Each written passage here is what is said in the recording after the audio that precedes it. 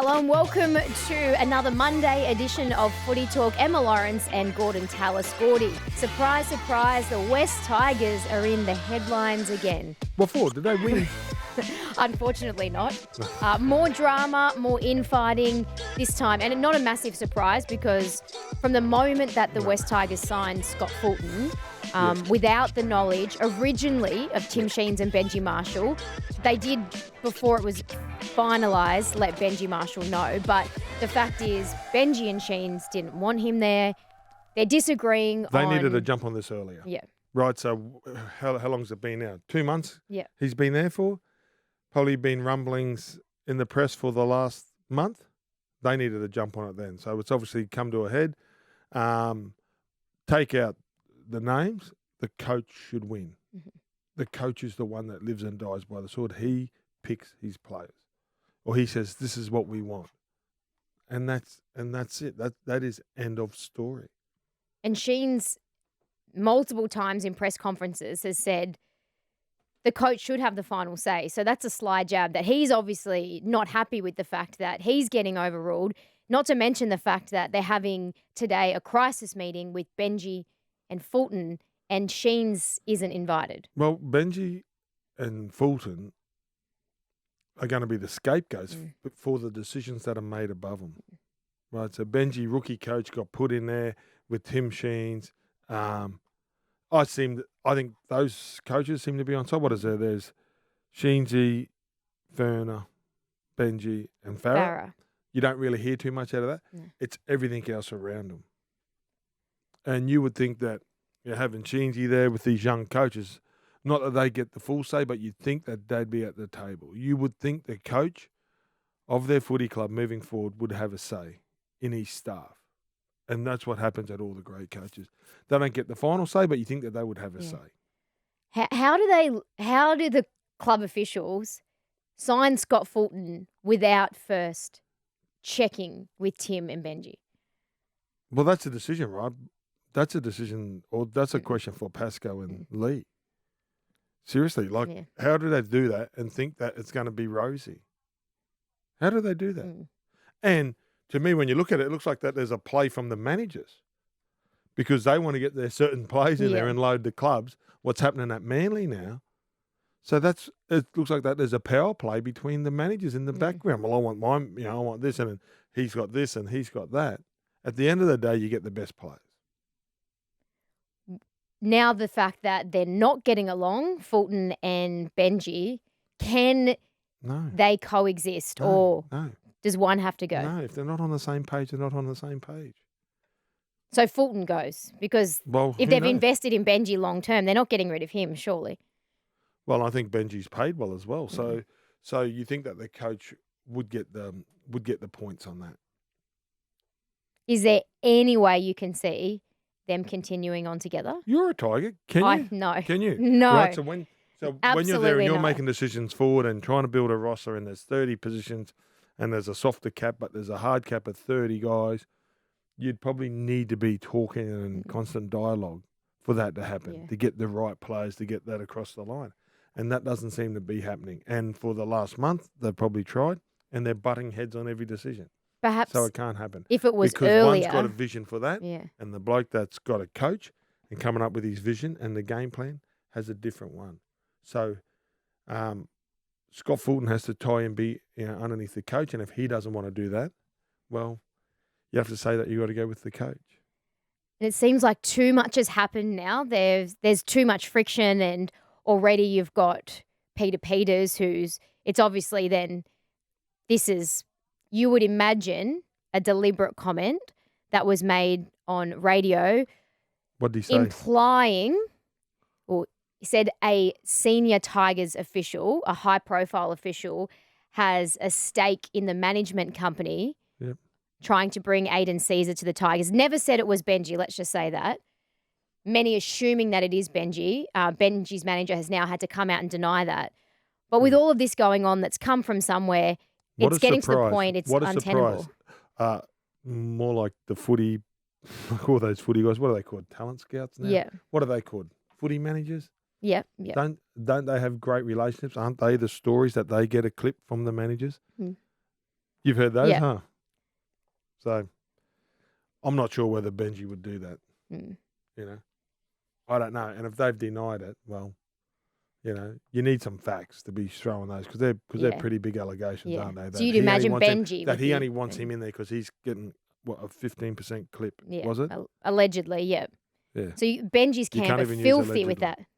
Absolutely, I Yeah. would be too. Yeah. Because that's your credibility, right? Saying, well, the only reason I'm going to go sign that player is because I'm going to get 15%, you know, of, you know, the 7% anyway, which is bugger all, seriously. Like, it's not even worth it.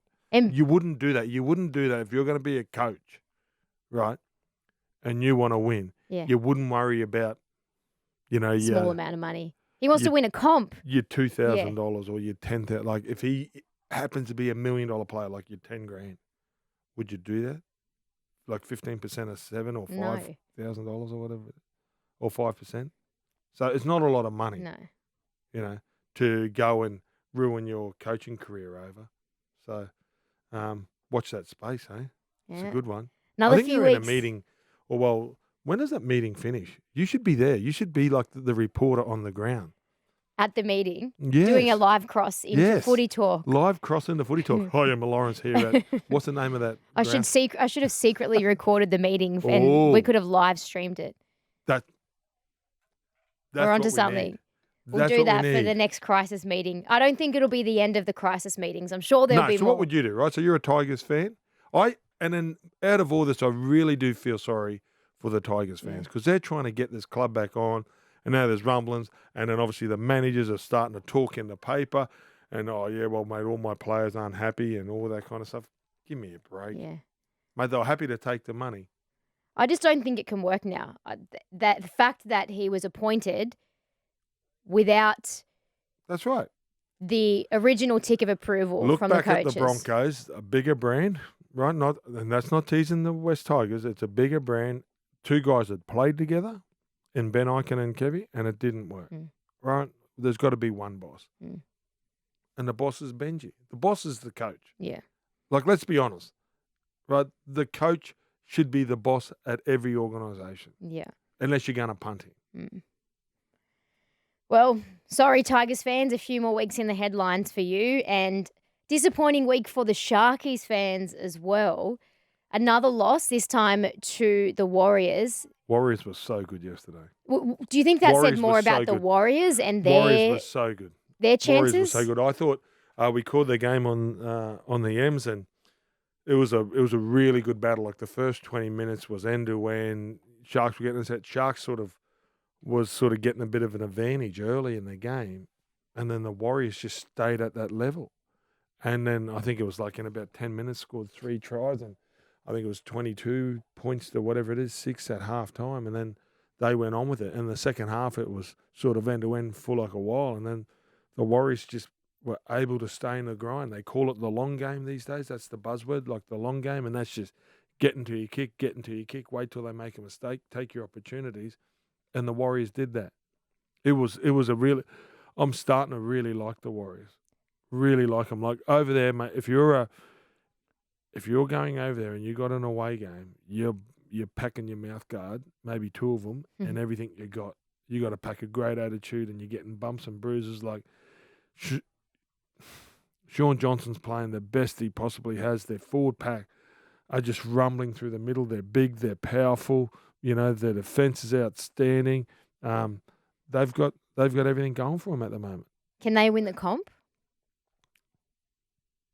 No. No. Did I just say that? A lot would have to go their way. If they got some home finals over there, and you know what? They got to keep, if they play like they did yesterday and they take some more chances, well, they beat Cronulla, right? Didn't they? And they beat them easy. They beat them up easy. They'd have to beat Brisbane. They'd have to beat South. They'd have to beat Melbourne. They'd have to beat Penrith before you go, they're a heavyweight. But at the moment, whoever they've come across, and they played South a couple of weeks ago, didn't they? And South really put them to the sword. So I'd say no at the moment. And on the flip side, the Sharks, they just look slow. tend to struggle against teams in the top 8. Yeah, like they don't have a lot of punch. Like they talk about their forward pack, like there's not a lot of real punch through the middle, and it's heavily relying on Nico. So, if you shut down Nico and, like when they were going good, like they'd go and Talakai was really, like they had two great centres that were they're just terrific ball runners, but they sort of got shut down a bit yesterday as well, I think. The Sharks are struggling, like to really penetrate through the middle, and it's sort of Nico's ball. And if they defend Nico, which teams are starting to do, and they work it out because they know that it's just all him, he doesn't have too much help, does he? So do you think last year, well, because it was such a breakout year for him, got the Dally M, everyone sort of cottoned on and knows, hey, they know how to shut him down now? Oh, mate, and he's still creating. Yeah. Like he gets a 2-on-2 and he's great, and he's still coming up with plays. He's getting them all to buy in, but I don't think he's got too much help. Like the rest of the spine, I think Moreland didn't play up to his standard, and I really like Kennedy at the back, but he's a ball runner. He's not. Yeah, he's got to really add to his passing game as well. But I think the Sharks were very predictable yesterday. Yeah, well, we'll take a quick break because up next it was a much-needed win for the Eels, and could Ricky Stuart Why are you smiling so be much? coaching the Blues? No, why are you smiling? Because you're Titans. Sorry. No, I'm just happy for the Eels. I bet you I are. wasn't really smiling. Was I smiling when I said that? Yes, so much enthusiasm with the team losing by 1 point. Mate, where's the penalty, right, for when Tanner Boyd's kicking the field goal? Don't tell me they were all onside. Alrighty, I won't be as excited. I'll try and be a bit more mellow talking about your Titans. Well, we lost last week, right? And there was a penalty. I just would have liked to have seen a replay where they can show that every, when Tanner Boyd goes for that field goal. Mm-hmm. Anyway, but Parramatta were actually really good. The Titans had a go. They, didn't get too many decisions, but you don't do that when you play away. But Parramatta, after an Origin, having, plays in the Origin series, and then we had 4, but I thought it was a really good game. I think that the Titans have improved the last month. Like we probably should have won that. We should have beaten Redcliffe, and we should have beaten the Raiders, which we couldn't really say that a month ago. And we spoke about it last week about which team could miss the 8, because there's probably, say, I think 9 or 10 that we thought. Well, let's say 9 now. The Cowboys. So you think the Cowboys are the ones? So do you think the Eels are in there? It's a big game. We were talking to Jimmy Graham yesterday, and he thinks it's a massive game. I think Cowboys play Parramatta next week, I think. Parramatta have a really tough run home. I think they've got Broncos, they've got Cowboys. I think they might even have the Storm and Penrith in there as well. So, watch this space. I don't think it's clear-cut that the Cowboys just go in there. I reckon some of the others, if they get on a bit of a roll. And the Sharks, the way they played yesterday. Yeah, who knows? They could drop out. Yeah, I'm not guaranteed that they're going to get there. I think they got Manly this week as well. So, I think I think all the teams that are jostling, I think maybe till probably 10th or 11th, if they get on a bit of a roll, they can squeeze in there. Yeah. All right, let's talk a bit of Origin quickly to finish off with. Good. Ricky Stuart has been given permission to coach the Blues by the Raiders. So, first off, we not even mentioning the fact that we don't know whether Dave Trodden and the Blues want to continue with Freddie, but Ricky Stuart is now an option because apparently the Raiders are happy for him to do it. Yep. They also have Michael Maguire there as an assistant, so it's not like you're leaving the club. They do have a great assistant and a guy that's won a competition, so they're in a really good situation. I just know that, with Billy, it takes a lot of time and effort, so someone's going to, and maybe Madge does coach for those 12 weeks because that's probably what it is. It's not the 3 games. It's not 3 weeks. It's a huge commitment. Yeah. It's in the off season. You're thinking about things. Yeah, that's right. I imagine it's not 6 weeks. It's not 12 weeks. An old coach told me you can't do 2 things 100%. Yeah. Right? Oh, you like that? I'm thinking about that just in life in general. I might jot that down, some inspiration. Okay, so you can't do 2 things 100%, so something's going to fail. Yeah. Something, And it's like I always put that,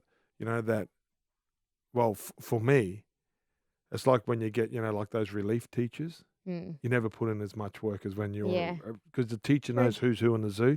When you get a relief teacher, it's not. But is it different because it's Madge and he's been there and done that? He's not someone who doesn't know what he's doing? I get it. Well, why doesn't Madge coach me so well? Would he sort of command the same respect and have the same Ricky, aura? Look, Ricky's got the passion. Ricky's fantastic. And do you know what I like about Ricky? He's put his hand up. No one's put their hand up for the state.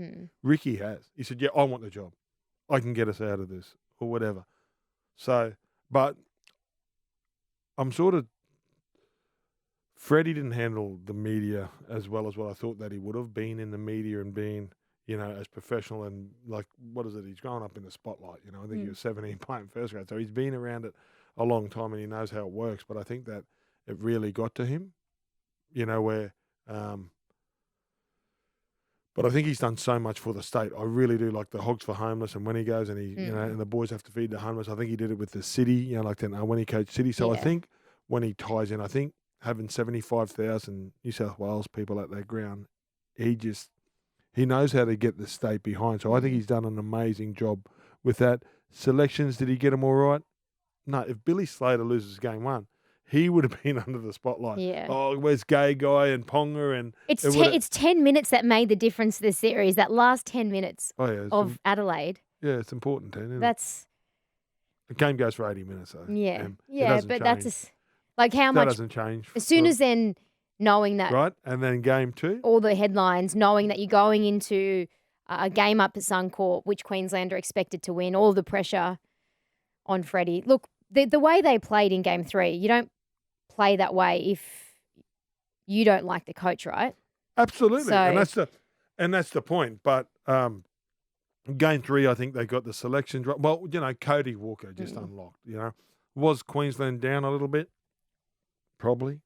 They already had this series. That's why a lot of great sides haven't done it. Queensland won 8 in a row, and then they only won 3-0 once. New South Wales had some really good sides. I think they've only done it like in 40 whatever years. There's probably only been 3 or 4 of them done, or 5 of them done. So like it's really hard to win 3 games in a row. So there you go. But so what's the verdict? Would you let? I would keep personally. I'd keep Freddie there, like I really would. But I'd get a better assistant there. Like I think you have an Ivan Cleary, and then he spoke about having someone that's just so comfortable that's week to week, and that's with the rotation of the bench and staff and what's happening and the trends in the game and just getting another sounding board. Maybe if he and Ricky do it together. So then they both can bounce off each other. Having someone with Ricky. Can you see that happening? Are they close enough for that to work? They won a grand final together. But they're still. I don't know. Yeah. You're asking me a question. Yeah. Like that? I don't know what their relationship is like at the moment. Do they kiss and cuddle? I don't know. I don't know. What are they on the sheets? I'm not sure. Right? I don't know. Let's call Freddie right now and ask. No, but you know what? Like, if I'm like, you look at, JT and the Queensland system, that probably doesn't work. Like, the thing is, New South Wales, they can't try to do what Queensland do. They've got to do what's best for New South Wales and be New South Wales and do what New South Wales do. And they've always been a little bit arrogant, confident, mate, we're better than these guys and all that kind of stuff, and it worked for them. And that's what Ricky might bring back, that bit of strut back into the state. And Queensland can be underdogs again because that's what no, please. I can't deal with those headlines. You being underdogs. Well, we are. No, you're not. Mate, next year, mate, we'll be. That's the end of the show. We won't be favorites. No more underdog chat. Yeah. I might go and sort out some secret recordings of the Tigers. Yeah, let's find out that. And so what would you do if you're the boss of the Tigers? Let's recap. What would you do? It can't work. It can't work now. I don't think so. There you go. You heard but it hey, first. what do I know? See you next week on Footy Talk.